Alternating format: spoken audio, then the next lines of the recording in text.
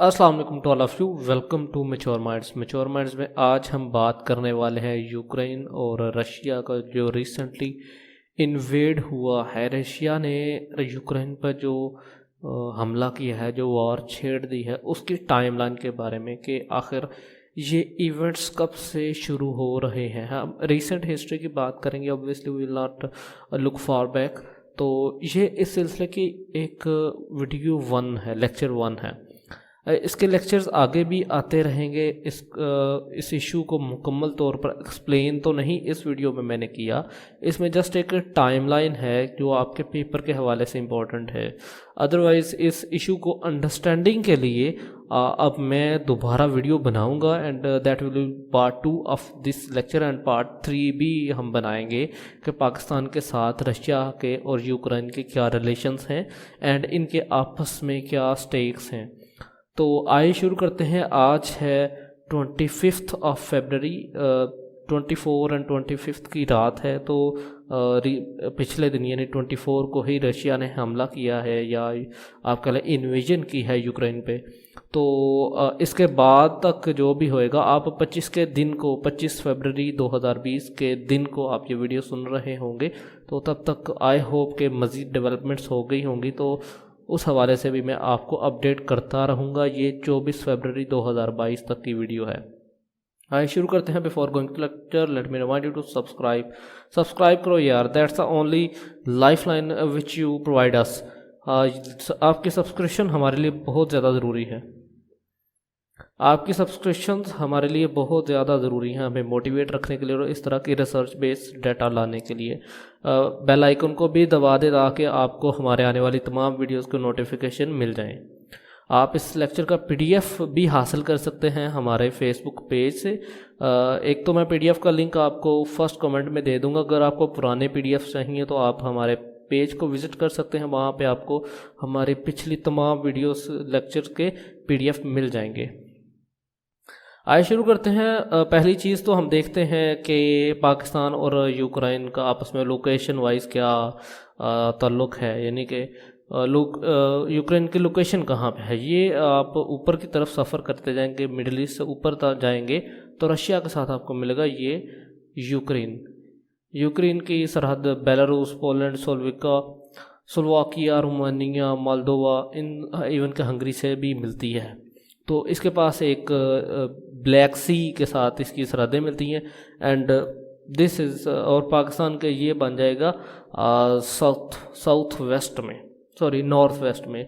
तो ये ऊपर है काफ़ी रशिया के साथ, चूँकि इसकी सरहद मिलती है तो ये काफ़ी ऊपर है। तो पाकिस्तान के ज़्यादा कोई लोकेशन वाइज करीब तो नहीं है, लेकिन ये इंटरनेशनली सिग्निफिकेंट एक इवेंट बन गया है। रशिया और यूएसए के दरमियान बोन ऑफ कंटेंशन बन गया है यूक्रेन, इसलिए हमको पढ़ना पड़ रहा है इसको।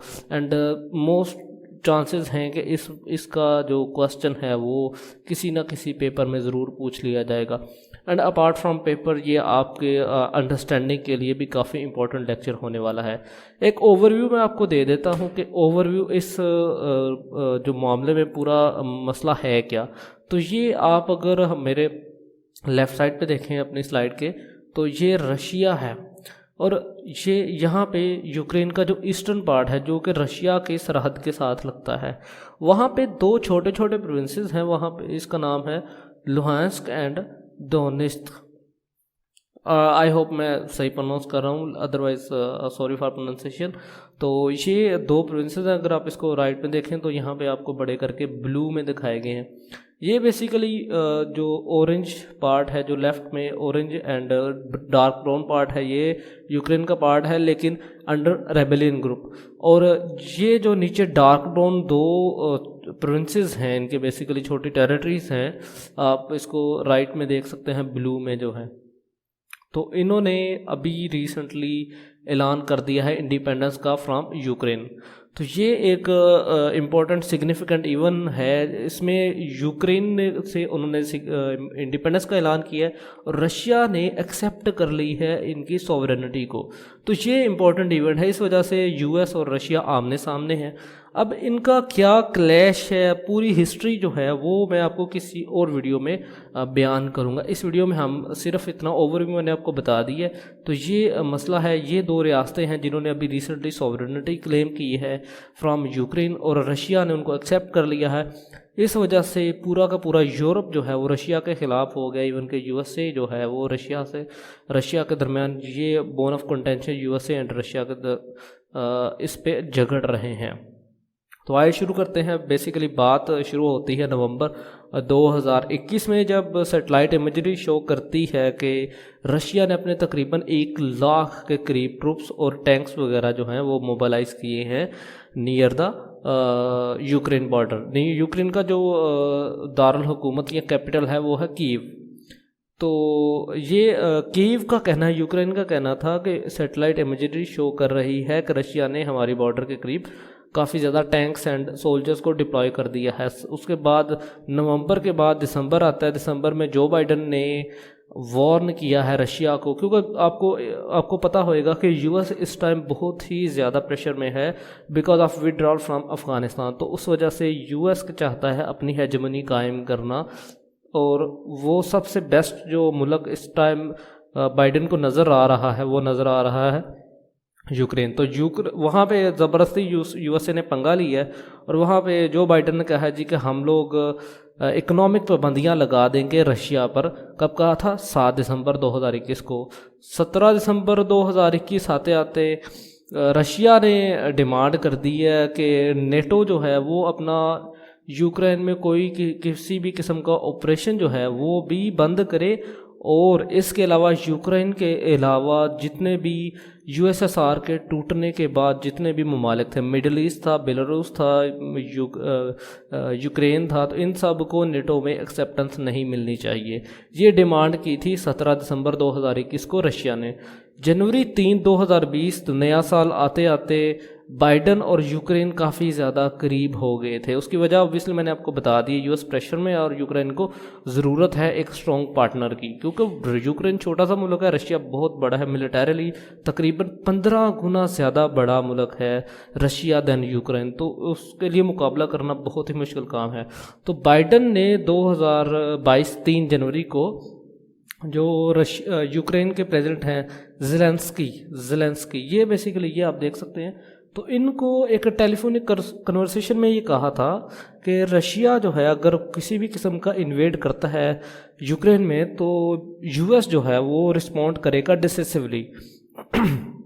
10 جنوری آ گئی. 10 جنوری میں یو ایس اور رشیا کے آفیشلز ملتے ہیں جنیوا میں. جنیوا میں کیا ہوتا ہے جی؟ جنیوا میں جب یہ ملتے ہیں تو ان کی جو بات چیت ہوتی ہے وہ رہتی ہے جی نان ریزلٹڈ، کسی بھی قسم کا کوئی بھی رزلٹ نہیں آتا. اس کی وجہ کیا ہے؟ ماسکو یعنی رشیا ڈیمانڈ کرتا ہے نیٹو سے، نیٹو والی جو ڈیمانڈز میں نے آپ کو پیچھے بتائیں کہ نیٹو بیک کرے فرام دا ایسٹرن یورپ، اور اس کے علاوہ جتنے بھی یو ایس ایس آر کے ٹوٹنے کے بعد جو ممالک وجود میں آئے تھے، مڈل ایسٹرن ممالک اور بیلاروس، یوکرین، اینڈ اس کے علاوہ بھی ہے مالدووا ٹائپ جو چھوٹے ممالک ہیں، ان کو نیٹو میں کسی بھی قسم کی کوئی بھی حصہ داری نہیں ملے گی.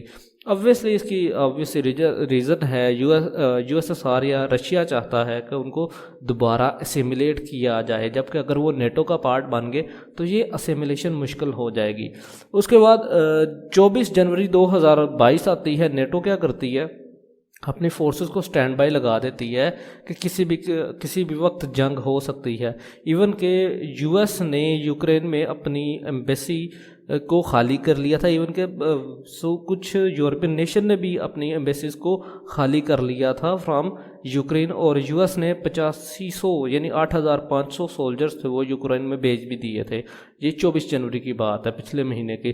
26 جنوری کو کیا ہوا جی کہ واشنگٹن یعنی یو ایس اے نے ایک ریٹرن رسپانس دیا رشیا کو کہ آپ اس طرح نہ کریں، ہم لوگ اوپن ڈور ڈپلومیسی کے ذریعے چلتے ہیں اور آپ کی ایک پرنسپل اینڈ پریگمیٹک ایویلیوشن کرتے ہیں اس سچویشن کی. لیکن رشیا نے اسٹرانگلی ریجیکٹ کر دیا with the help of China in United nations assembly.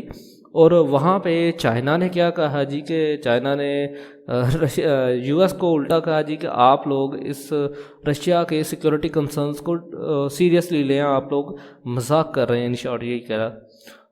31 जनवरी को क्या होता है, 31 जनवरी को यूक्रेन क्राइसिस पे यूनाइटेड नेशंस सिक्योरिटी काउंसिल में एक क्लोज सेशन होता है जो कि वो भी नॉन कंक्लूसिव जाता है, तो ये भी एक मसला होता है। उसके बाद 6 फरवरी 2022 को तकरीबन रशिया ने 70% अपना मिलिट्री बिल्डअप कर लिया है टू इन्वेड यूक्रेन। ये कौन कहता है? ये कहता है यूएस मीडिया। यूएस मीडिया ने एलिगेशन लगाई रशिया पे कि 70% उनका मिलिट्री बिल्डअप हो चुका है कि वो यूक्रेन पे हमला करने वाले हैं।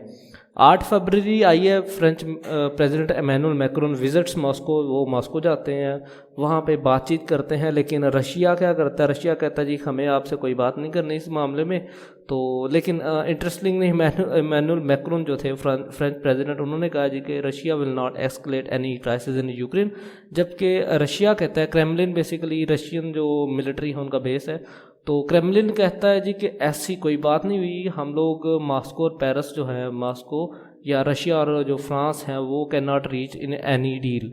10 फरवरी आ जाती है इसी इस्ना में। 10 फरवरी को क्या होता है, यूके की फॉरेन मिनिस्ट्री और Russian foreign minister Sergei Lavrov and Liz Truss, इनकी आपस में एक मुलाकात होती है जो कि नॉन कंक्लूसिव रहती है। ये बहुत ही ज़्यादा इंपॉर्टेंट पॉइंट है 10 फरवरी वाला, इसको आपने ज़रूर याद रखना है, ये पेपर के हवाले से बड़ा ही ज़्यादा इंपॉर्टेंट है। 11 फरवरी आ जाती है। 11 फरवरी को क्या होता है, जो बाइडेन का नेशनल सिक्योरिटी एडवाइज़र है जेक सुल्वन, उन्होंने कहा जी कि रशिया जो है वो 20 फरवरी से पहले इन्वेड कर सकता है यूक्रेन को before the completion of Beijing Olympics. तो ये बड़ी इंपॉर्टेंट स्टेटमेंट थी कि बीजिंग ओलंपिक्स से पहले। अब चाइना कभी भी ये नहीं चाहेगा, तो ये भी गेस किया जाता है कि चाइना चाहता था कि जो भी एडवेंचर रशिया करे वो 20 फरवरी के बाद करे, क्योंकि जो बीजिंग ओलंपिक्स थे वो 20 फरवरी को ख़त्म हुए थे। If you remember, Imran Khan साहब भी गए थे बीजिंग ओलंपिक्स की ओपनिंग सेरेमनी में। 12 फरवरी की बात आ जाती है। 12 फरवरी को बाइडेन और पुतिन एक वीडियो कॉन्फ्रेंस के ज़रिए बात करते हैं, और बाइडेन जो है वो वार्न करता है रशिया को कि वाइड स्प्रेड ह्यूमन सफरिंग होएगी तो आप लोग इससे बाज आ जाएं, otherwise will have to take some serious steps. तो ये रशिया इसको कोई घास ही नहीं डालता। रशिया कहता है तुम कौन हम कौन, तो रशिया क्या करता है, रशिया इस चीज़ को बिल्कुल ही नेगेट कर देता है और अपने सिक्योरिटी कंसर्न्स को दोबारा रिपीट करता है। वही सिक्योरिटी कंसर्न्स के यूरोपियन जो नेटो फोर्स है वो पुल बैक करे फ्रॉम द ईस्टर्न यूरोप।